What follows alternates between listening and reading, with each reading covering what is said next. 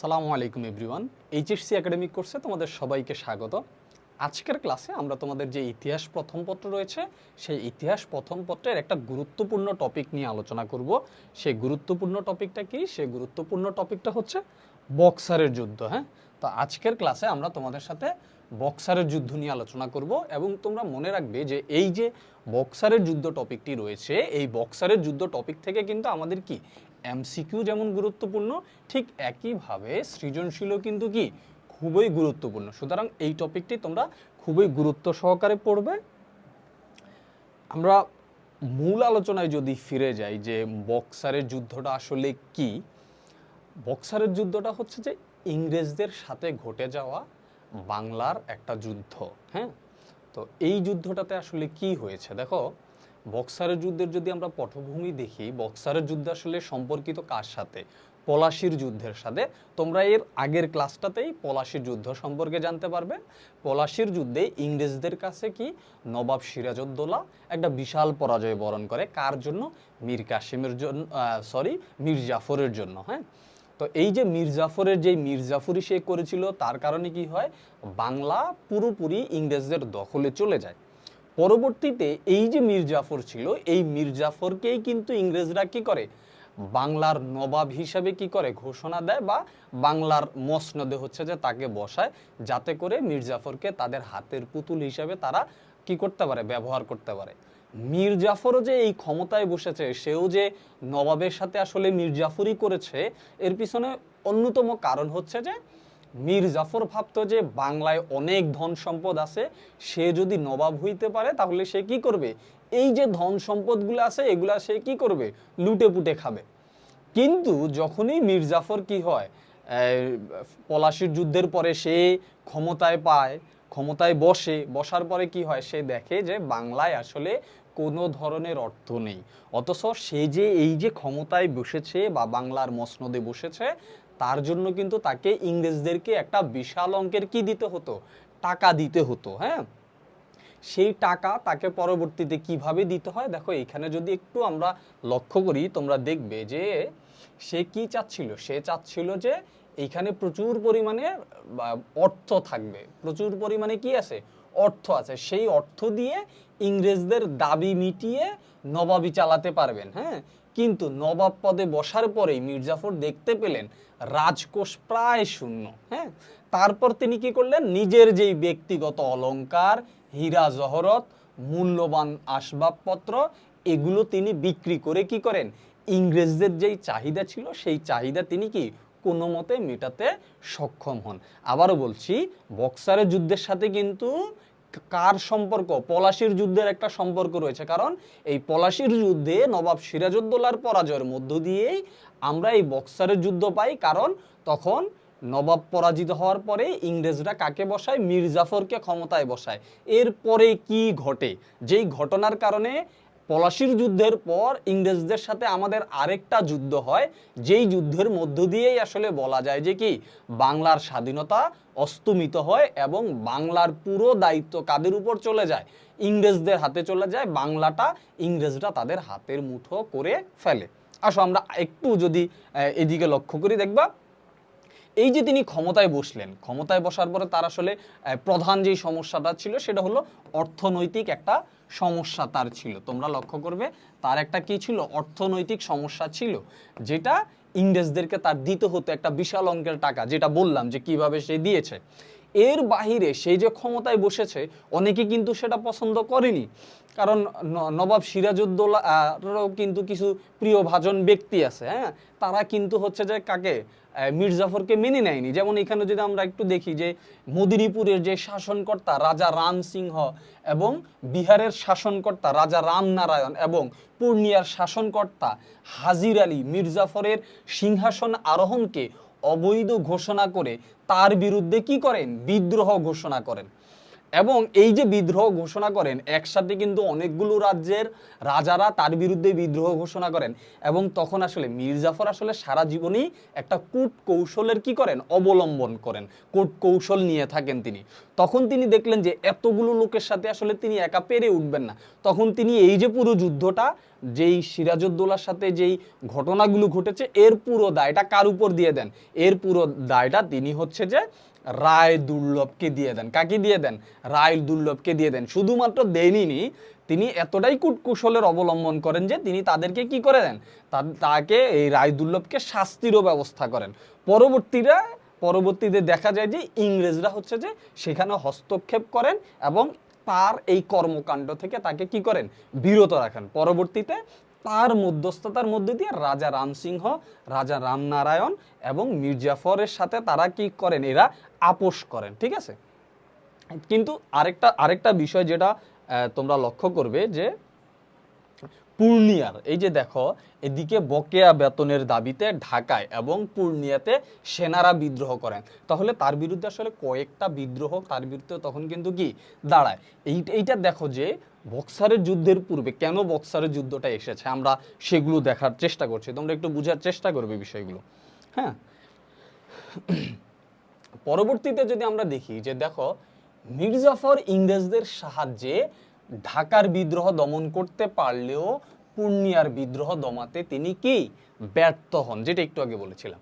এর প্রধান কারণ ছিল কিন্তু ওই যে আমি অর্থনৈতিক যে বিষয়টা বলেছিলাম, সে আর্থিক দুরবস্থা। কেননা চুক্তি অনুযায়ী ইংরেজদের পাওনা সমুদয় অর্থ পরিশোধ করা সত্ত্বেও তিনি বর্ধমান, নদিয়া, হুগলি প্রভৃতি পরগনার রাজস্ব ইংরেজদের হাতে তুলে দিতে বাধ্য হন।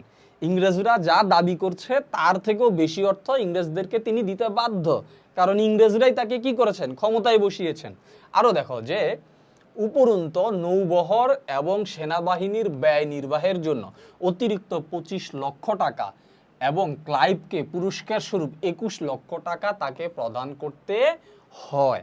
এবং একটা সময় গিয়ে যখন আসলে কি হয়, তার পুরো অর্থ ফুরিয়ে যায়, আর মির্জাফরের আসলে কিছু করার নেই, কারণ ইংরেজরা আসলে চাচ্ছিল শুধু টাকা। ইংরেজরা আর কিছুই চাচ্ছে না যে মির্জাফরকে ক্ষমতায় বসাবো, তার কাছ থেকে শুধু আমরা কি নিব? টাকা নিব। হ্যাঁ, এটাই আসলে তাদের মেইন লক্ষ্য ছিল। এবং মির্জাফর আসলে একটা সময় কি হন? ব্যর্থ হন, টাকা দিতে আর পারছিলেন না, যেটা ইংরেজরা বুঝেন যে না, এই মির্জাফরকে দিয়ে আর হবে না। এবং আরেকটা বিষয় হচ্ছে যে তার মির্জাফরের যেই বার্ধক্যতা, সেটা একটা কারণ, যার কারণে তিনি রাজ্য ঠিকমতো চালাতে পারছেন না। আরেকটা হচ্ছে যে তার যে পুত্র মিরন, সে অকাল মৃত্যু করেন। এই কয়েকটা বিষয়ের কারণে দেখা যাচ্ছে যে প্রধান কারণ কিন্তু কি, মির্জাফরকে শোষণ করে আর অর্থ আদায় করা সম্ভব না। এটা মাথায় রাখবে যে মির্জাফরকে যে পরবর্তীতে সিংহাসন থেকে সিংহাসনচ্যুত করা হয়, তার প্রধান কারণ কিন্তু তাকে আর শোষণ করে অর্থ আদায় করা সম্ভব না। এটা কারা বুঝে গিয়েছে? ইংরেজরা বুঝে গিয়েছে। হ্যাঁ, যার কারণে তারই জামাতা মীর কাসেম, এই নামটি খুব ইম্পর্টেন্ট। হ্যাঁ, মীর কাসেম, তাকে হচ্ছে যে কি করা হয়? ক্ষমতায় বসানো হয়। আমরা যদি দেখি যে এই যে মীর কাসেমের জন্যই কিন্তু বক্সারের যুদ্ধ। হ্যাঁ, মীর কাসেম পুনরায় চেষ্টা করেছেন যাতে বাংলাকে তার স্বাধীনতা ফিরিয়ে দেওয়া যায়, বাংলাকে ইংরেজদের হাত থেকে কি করা যায়? রক্ষা করা যায়। এখন দেখো, একটু যদি আমরা লক্ষ্য করি যে এই যে মীর কাসেম, তিনি কিন্তু খুবই কি ছিলেন? একজন দূরদর্শিতার অধিকারী ছিলেন এবং তিনি ছিলেন সুদক্ষ শাসক। তিনি ক্ষমতায় আসার পর বুঝতে পেরেছেন যে কেন মির্জাফরকে ক্ষমতা থেকে সরানো হলো। তিনি জানেন সেটা হলো অর্থ, এবং তিনি জানেন যে তিনি যদি ইংরেজদের উপর নির্ভরশীল হয়ে থাকেন, তাহলে মির্জাফরকে ঠিক যেভাবে চালানো হয়েছিল তাকেও ঠিক একইভাবে চালানো হবে। দেখো, তিনি বুঝতে পেরেছিলেন যে মির্জাফরের পতনের মূল কারণ ছিল আর্থিক দুরবস্থা, যেটা বলেছিলাম, সামরিক দুর্বলতা এবং ইস্ট ইন্ডিয়া কোম্পানির অর্থলোলুপতা। হ্যাঁ, তাদের যে অর্থের লোভ। তিনি চাইলেন কি? চাইলেন যে সম্মানজনক উপায়ে ইংরেজদের প্রাপ্য মেটানোর পর, প্রাপ্য মিটিয়ে তিনি কি করবেন? আর্থিক ও সামরিক দুর্বলতা কাটিয়ে বাংলার স্বার্থ রক্ষা করতে। তিনি চান না এই যে ইংরেজদের গোলাম হয়ে থাকতে। তিনি চান ইংরেজরা যে পরিমাণ অর্থ পায় সেটা দিয়ে তিনি কি করবেন? আস্তে আস্তে বাংলাকে একটা স্ট্যাবল পর্যায়ে নিয়ে আসবেন। হ্যাঁ, আমরা যদি দেখি তিনি এর জন্য কি কি কাজ করলেন। তিনি প্রথমে বর্ধমান, মেদিনীপুর, হ্যাঁ, এবং হচ্ছে যে চট্টগ্রামের রাজস্ব আদায়ের পরোয়ানা প্রদান করেন। ঠিক আছে, যেটা তিনি তার করা উল্লেখযোগ্য একটা কাজ। হ্যাঁ, কোম্পানির যেই সেনাবাহিনীর ব্যয়, সেই ব্যয় নির্বাহের জন্য যেটা ছিল 25 লক্ষ টাকা, হ্যাঁ 21 লক্ষ টাকা সম্ভবত, হ্যাঁ সেটাকে তিনি কি করেন 10 লক্ষ টাকা করেন। আমার আগে স্লাইডটাতে তোমরা দেখে নিও 21 বা 25 লক্ষ টাকা হবে, হ্যাঁ সেটাকে তিনি কি করেন 10 লক্ষ টাকা করেন, অর্থাৎ অনেক টাকাই কিন্তু তিনি প্রায় অর্ধেকের বেশি টাকা কমিয়ে ফেলেন। দেখো তারপরে হচ্ছে যে তিনি কি করেন, যেই চুনের ব্যবসার জন্য কোম্পানিকে পরোয়ানা প্রদান করতে বলেন, কর প্রদান করতে বলেন, ট্যাক্স দিতে বলেন, কোম্পানির নিজস্ব মুদ্রা প্রচলনের অধিকার প্রদান করেন। হ্যাঁ এই যে কোম্পানি, সেই কোম্পানিকে কিছু সুযোগ সুবিধাও দিয়েছেন, তার মধ্যে একটা হচ্ছে কোম্পানিকে নিজস্ব মুদ্রা প্রচলনের কি করেন, নিজস্ব মুদ্রা প্রচলনের একটা সুযোগ দেন। তারপরে তোমরা দেখো যে কর্ণাটের যে যুদ্ধ, সেই যুদ্ধ পরিচালনার জন্য কোম্পানিকে 5 লক্ষ টাকা এবং তোমার হচ্ছে যে কি ভানসিটার্ড ও তার পরিষদকে পুরস্কার স্বরূপ তিনি কিছু টাকা প্রদান করেন। ঠিক আছে, তো এই হচ্ছে যে বিষয়গুলো, এগুলো মির্জাফর হচ্ছে যে তার কর্মকাণ্ড, এটা খুব ইম্পর্টেন্ট না যে তিনি কি কি কাজ করেছেন, তোমরা শুধু এতটুকুই মাথায় রাখবে।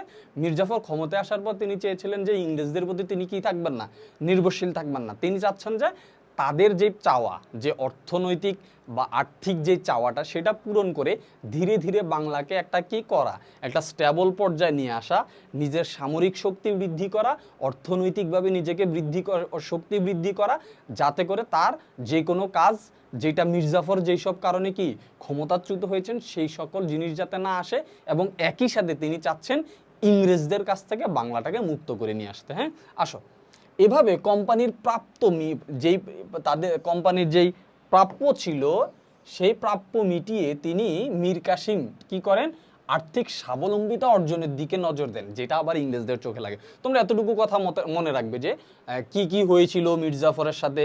পরবর্তীতে মীর কাসেম আসার পর তিনি আসলে আর্থিক স্বাবলম্বিতার দিকে মনোযোগ দেন, হ্যাঁ যাতে করে মির্জাফরের মতো তার না হয়। হ্যাঁ এই স্লাইডটা একটু ইম্পর্টেন্ট।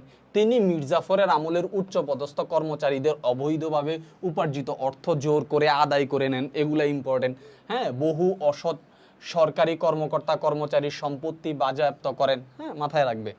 তাছাড়া মির্জাফর ও আলীবর্দী খানের পরিবারের সঞ্চিত অর্থ বলপূর্বক আদায় করেন। হ্যাঁ শেঠ পরিবারের কাছ থেকে চাপ দিয়ে প্রচুর পরিমাণ অর্থ তিনি হচ্ছে যে গ্রহণ করেন। শাসন কাজে ব্যয় সংকোচন করেন।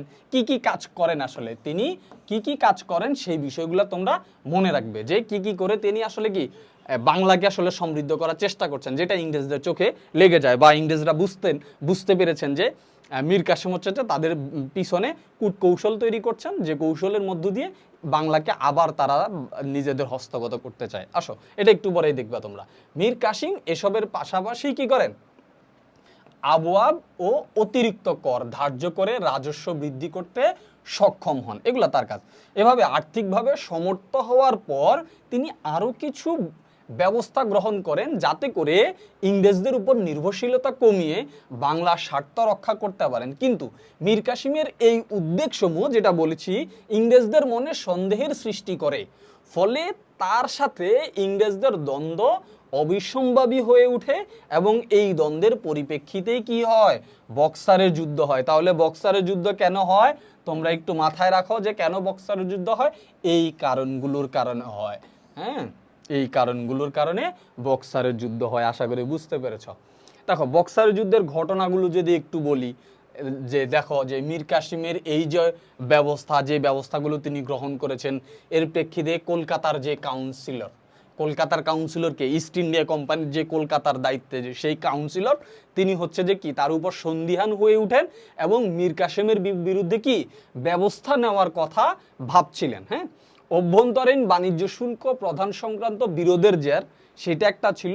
সেই জের হিসেবে পাটনার ইংরেজ বাণিজ্য কুঠির এজেন্ট অ্যালিসকে যখন হচ্ছে যে কি করেন, মীর কাসেম হচ্ছে যে তার কাছ থেকে এটা কি করেন, দখল করে নেন, এবং শহরটি দখল করার উদ্দেশ্যে কি করেন, আক্রমণ করেন। হ্যাঁ এইটা একটু পড়বা। এইগুলার কারণে হচ্ছে যে কি তারা এই ইংরেজরা আরো বেশি তার উপর, মীর কাসেমের উপর কি হয়, ক্ষুব্ধ হয়। মীর কাসেম পাটনা থেকে ইংরেজদের বিতাড়িত করে তা পুনর্দখল করেন। এর ফলে কলকাতার কাউন্সিলর নবাব মীর কাসিমের বিরুদ্ধে যুদ্ধ ঘোষণা করে। হ্যাঁ বুঝতে পেরেছ কি কারণে যুদ্ধ ঘোষণা করেছে? এক, তার অর্থনৈতিক স্বাবলম্বিতা, এইটা একটা সন্দেহের কারণ। দ্বিতীয়ত হচ্ছে যে পাটনা দখল করা, ইংরেজদের বিতাড়ন করা, এই সব মিলিয়ে আসলে তার বিরুদ্ধে যুদ্ধ ঘোষণা করে। যেটা কি হয়, 1763 খ্রিস্টাব্দে নবাব মীর কাসিম ও ইংরেজ বাহিনীর মধ্যে পরপর কয়েকটি যুদ্ধ সংঘটিত হয়। মীর কাসিম মীর কাসিমের যে সৈন্য ছিল, হ্যাঁ আমরা একটু পরের স্লাইডেও চলে যাই। দেখো মীর কাসিমের যে সৈন্য ছিল সেই 10,000 সৈন্যের মতো একটা সংখ্যা ছিল।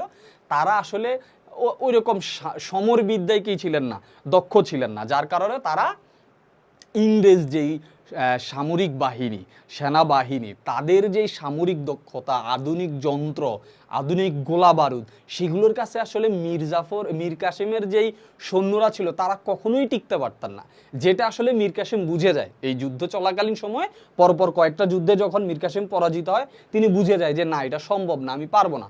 তখন আসলে তিনি বিশাল এক ধন সম্পদ নিয়ে, এই যে দেখো এইখানে তোমরা দেখবে যে যেই কথাগুলো আমি বলেছিলাম যে ইউরোপীয় যেই সৈন্য 400 দেশীয় সৈন্য, হ্যাঁ এগুলো মীর কাসিমের বিরুদ্ধে যুদ্ধ করে। হ্যাঁ, তো মীর কাসিম পর্যায়ক্রমে কাটোয়া, গিরিয়া, হ্যাঁ উদয়নালের যুদ্ধে ইংরেজদের নিকট পরাজিত হন, যেটা বললাম যে পরপর কয়েকটা যুদ্ধে পরাজিত হন। হ্যাঁ, এরপর তিনি কি অ্যাডামস মুঙ্গের অভিমুখে রওনা হলে মীর কাসিম পাটনা আক্রমণ করে সকল ইংরেজ বন্দীকে কি করেন, হত্যা করেন। মুঙ্গ দখল করে মেজর অ্যাডামস, হ্যাঁ পাটনা অভিমুখে রওনা হলে উপায়ন্তর না দেখে মীর কাসিম বিপুল ধনরত্ন সহ অযোধ্যায় কি করেন, চলে যান। বুঝা গেছে? অযোধ্যার নেতা কার কাছে? সুজা-উদ-দৌলা এবং দিল্লির মুঘল সম্রাট শাহ আলমের নিকট সাহায্য প্রার্থনা করেন। বুঝে গেছে? অনেকগুলো যুদ্ধ হওয়ার পরে তার যেহেতু সামরিক শক্তি নেই, সে বুঝে গেছেন যে আমি আসলে পারবো না, তখন তিনি ধন সম্পদগুলো নিয়ে এই লোকদের কাছে কি চলে যান। বুঝতে পেরেছ?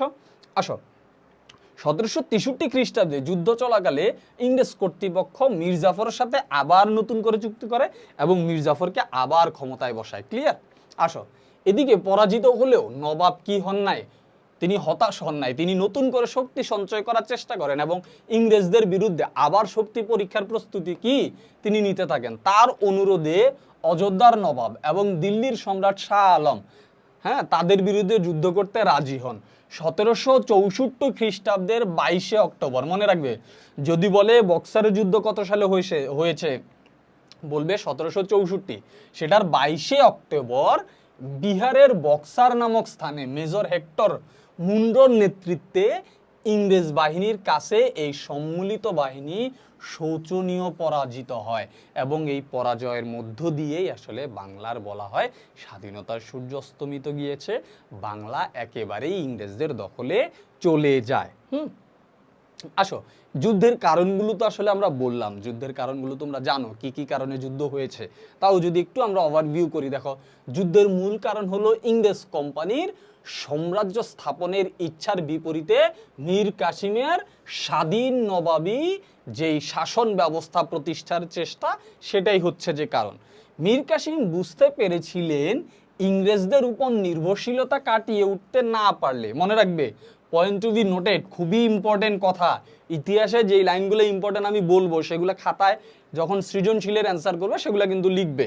ইংরেজদের উপর নির্ভরশীলতা কাটিয়ে উঠতে না পারলে তাদের প্রতিহত করা যাবে না, কারণ তাদের উপর নির্ভর থাকলে কিন্তু কি আর সে নিজে স্বাধীনভাবে কিছু করতে পারবে না।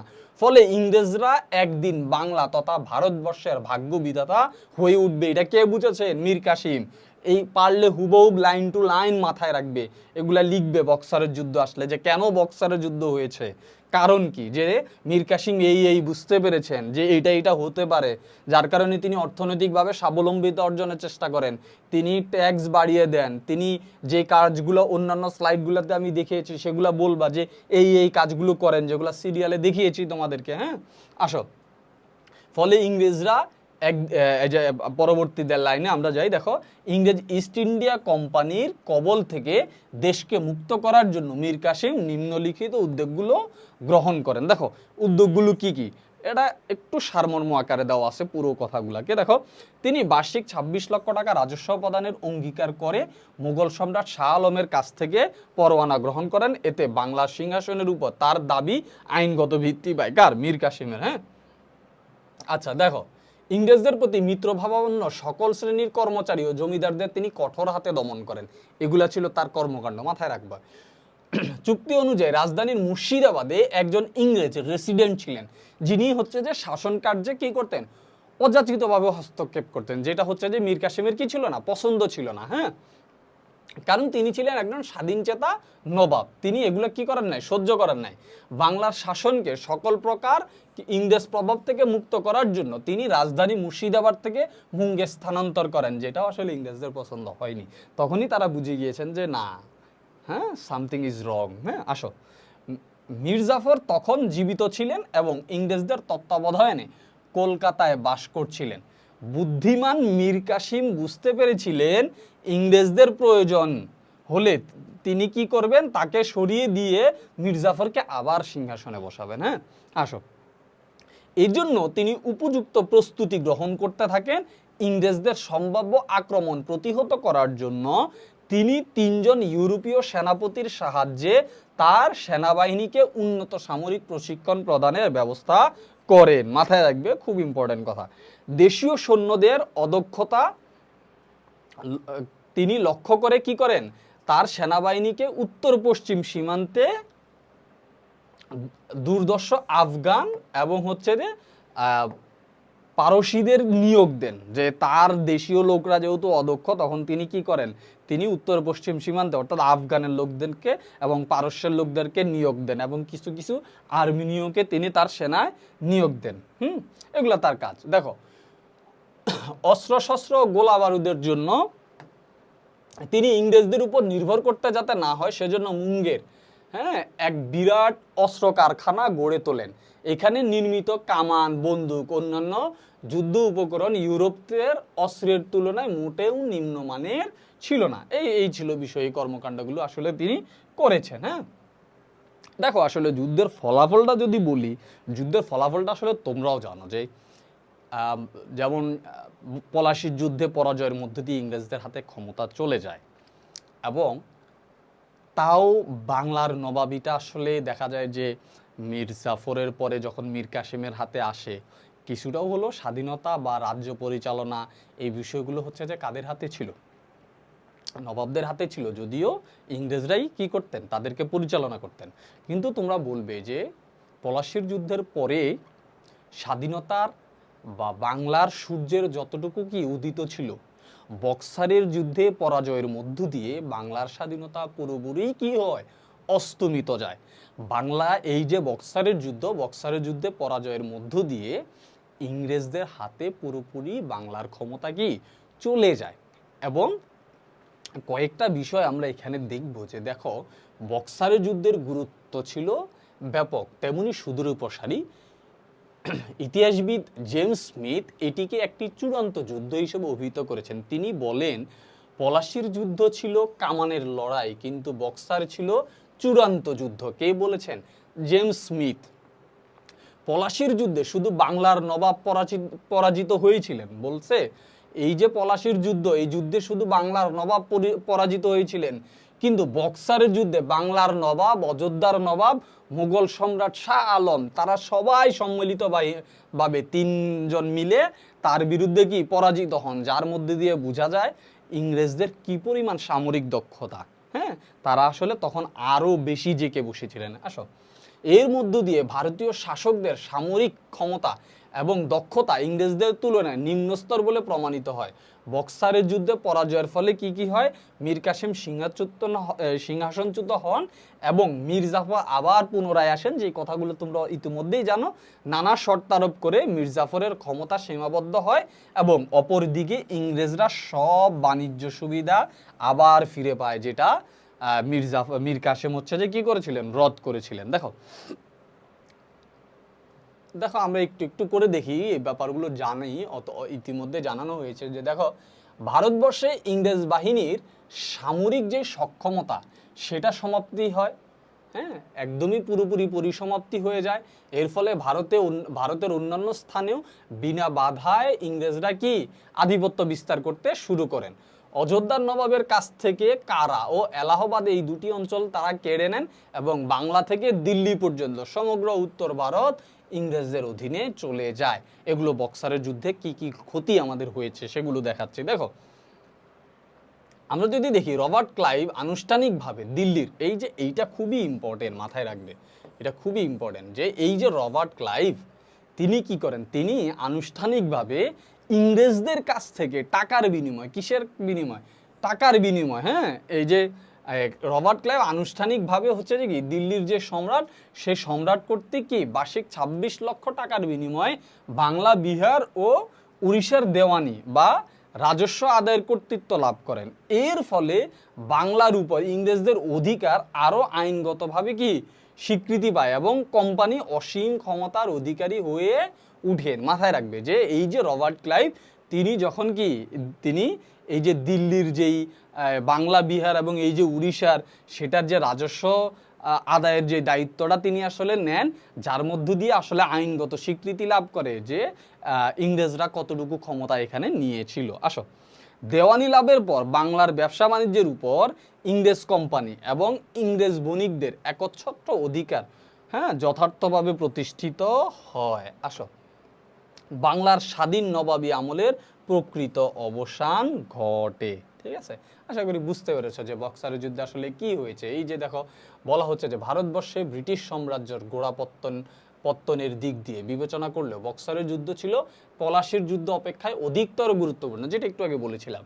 কেননা এই যুদ্ধের পর ইংরেজদের অস্তিত্ব রক্ষার জন্য আর যুদ্ধ করতে হয়নি। পরবর্তীকালে যে যুদ্ধ বিগ্রহগুলো ঘটে তা ছিল ব্রিটিশ সাম্রাজ্য বিস্তারের যুদ্ধ। বুঝা গেছে যে বক্সারের যুদ্ধের মধ্য দিয়েই আসলে কি তারা আসলে পুরোপুরি জেকে বসেছে, পুরো বাংলাটা তারা অধিকার করেছে। শুধুমাত্র তাই নয়, তারা পুরো ভারতবর্ষটাই আসলে বক্সারের যুদ্ধের মধ্য দিয়ে কি তারা দখল করে নেয়। আসো, একটু যদি আমরা একটা এমসিকিউ দেখি যে বলো যে বক্সারের যুদ্ধ আসলে কত সালে হয়েছিল, তোমরা বলো এখান থেকে কোন অপশনের উত্তর হবে? বক্সারের যুদ্ধ হয়েছিল 1764-তে হয়েছিল। হ্যাঁ, তো আজকের ক্লাসটা এতটুকুই। তোমরা একটু মনোযোগ দিয়ে দেখো বক্সারের যুদ্ধটা আসলে যেভাবে বুঝিয়েছি যে কী কারণে হয়েছে, কেন হয়েছে। আশা করি খুব ভালো মতো ক্লাসটা করলে তোমাদের আর হচ্ছে যে কি এক্সামের আগে চিন্তা করা লাগবে না, তোমরা লিখে আসতে পারবে সৃজনশীল। তো ধন্যবাদ সবাইকে।